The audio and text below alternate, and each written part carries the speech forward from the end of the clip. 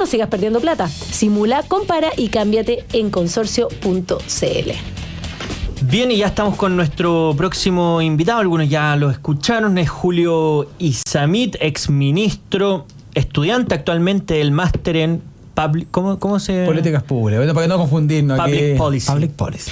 Política, porque ayer tuvimos un conflicto en redes sociales con la Mara respecto a cómo se pronuncian ciertas cosas en inglés. Así que políticas públicas vamos a dejar. Vamos a decir políticas públicas. Yo pronuncio todo como chileno, así que en verdad es preocupante. Pero ya que estáis medio gringo, pero que resuelva nuestra pregunta. Según yo se decía Georgia y según él se decía Georgia. No lo pongamos en aprieto, no lo pongamos en aprieto. Viste, gracias. Ahí le vamos a decir problema resuelto. El estado de New York, el estado de... ¿Qué más?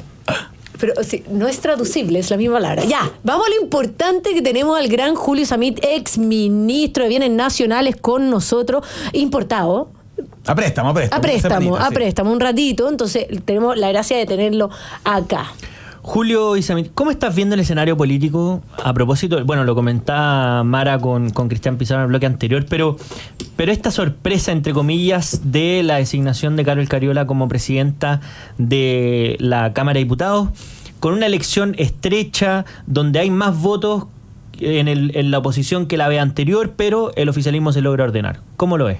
Bueno, la verdad es que a mí me tocó en el gobierno pasado trabajar un tiempo en la Secretaría General de la Presidencia que llevaba la relación con el Congreso, entonces puedo dar fe de las tensiones que involucra la elección de una presidencia de la Cámara y la importancia que ser presidente de la Cámara de Diputados tiene para el devenir legislativo. O sea, esto no es trivial. Tienes presidente de la Cámara, no solo la tercera autoridad de la República, es también una persona que tiene un impulso, que ve qué tema está en tabla, qué tema no está en tabla y por tanto fundamental. Eso es clave decirle a la gente, porque uno dice, esto se pelean por el poder político, pero la verdad es que la directiva pone la agenda. Así es, puede qué tema se discute. Oye, una cosa que en un debate democrático, la persona que controla el micrófono tiene un rol muy importante. Y hoy día quien puede apagarle el micrófono a un diputado mientras esté hablando va a ser Carol Cariola. Y lo digo de manera de lo más grande, que es el impulso legislativo, hasta la cosa más pequeña, que es cerrar un debate. ¿Y por qué yo digo que esto es preocupante?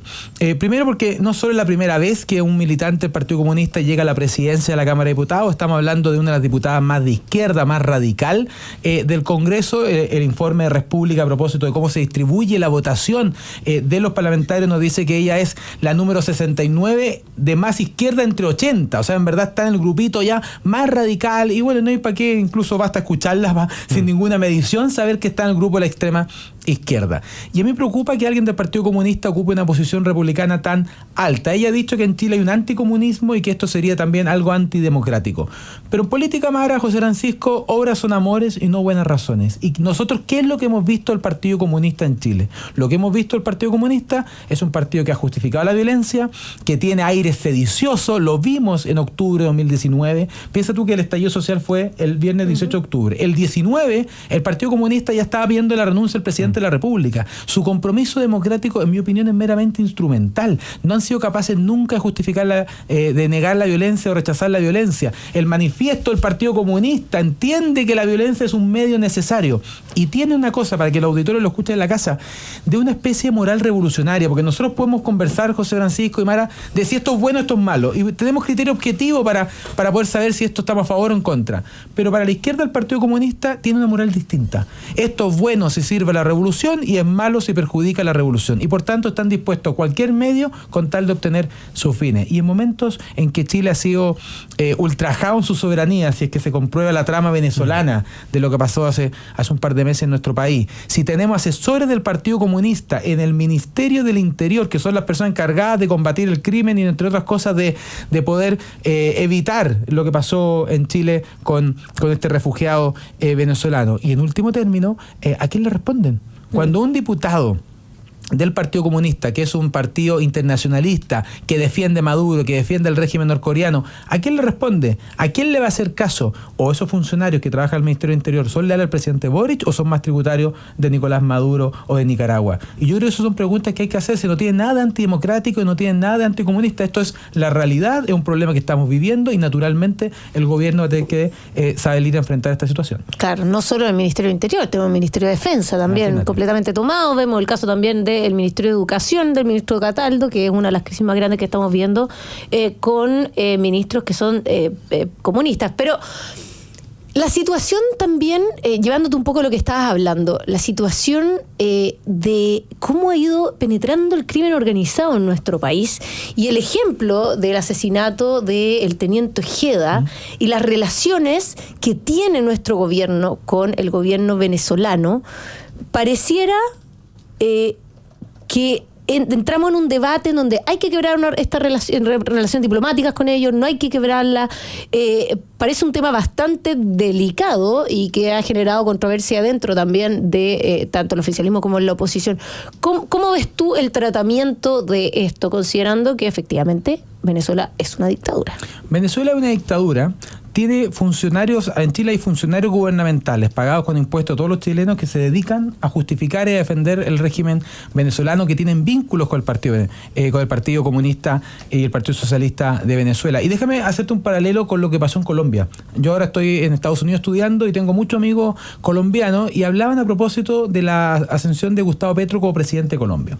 Gustavo Petro tiene un pasado guerrillero, tiene un pasado FARC, y lo peor que me dice es que cuando llega esta persona a ser presidente de la República, se corta todo vínculo de intercambio de inteligencia con Estados Unidos, porque Estados Unidos dice: yo tengo inteligencia de dónde están las tropas de la FARC, dónde están las tropas guerrilleras, y no se la puedo entregar a aquel que es el defensor de la guerrilla. Claro. O sea, en Colombia se perdieron años de investigación y de inteligencia porque pasó a estar el ratón a cargo de la carnicería, el gato está a cargo de la carnicería. Entonces, en el fondo, la persona que tiene que usar la información para enfrentarla, resulta que ahora es el que usa para defenderla. Y algo similar puede ocurrir con los funcionarios comunistas que trabajan en el Palacio de Gobierno.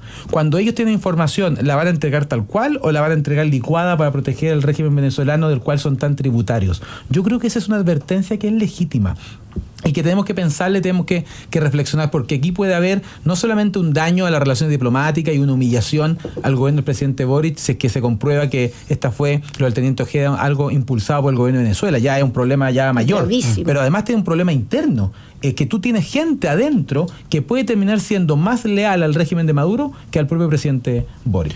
Oye, Julio, y una pregunta a propósito de lo que comentábamos antes también.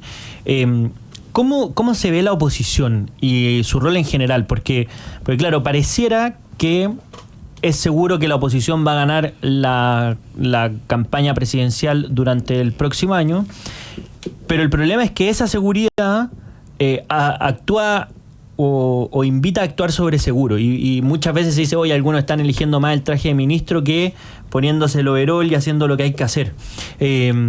¿Cómo se ve este rol que debe tener la oposición frente a un gobierno que tiene una mala evaluación de la ciudadanía, pero sigue concentrando su núcleo duro bastante activo al menos?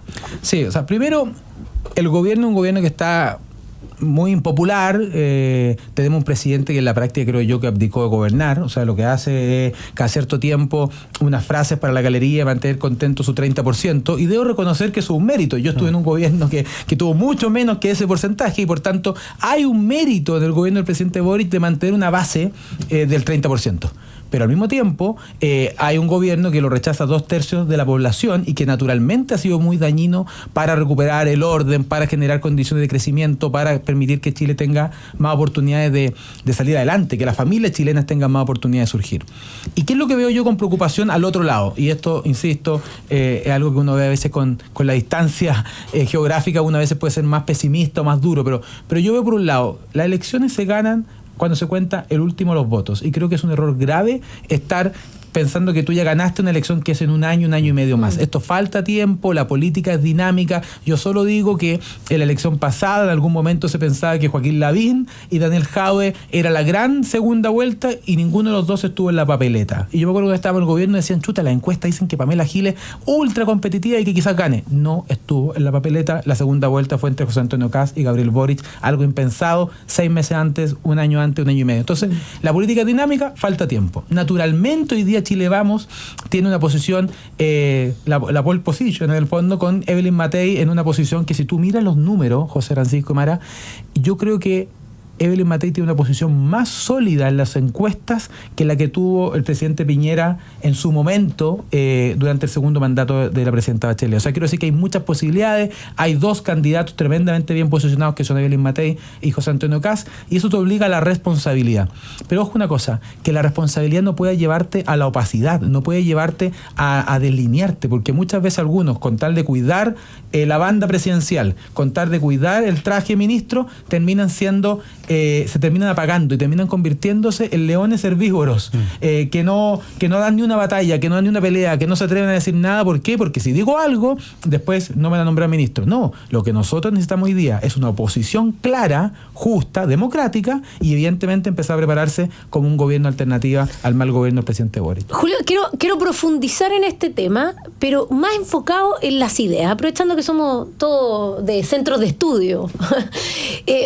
La oposición desde esa perspectiva, ¿cómo, qué es lo que le falta o cómo tiene que posicionarse en cuanto a ciertas ideas y proyectos? Porque finalmente pareciera que hoy día vemos la crisis de educación, ¿no?, con una reforma de Michelle Bachelet que no lo sacó la izquierda sola.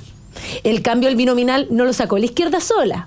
O sea, aquí hubo apoyo de ciertos sectores de la derecha, ciertos políticos de la derecha que no defendieron ciertos principios, y hoy día estamos viendo las consecuencias de múltiples reformas y de un gobierno también que hizo esa batalla cultural.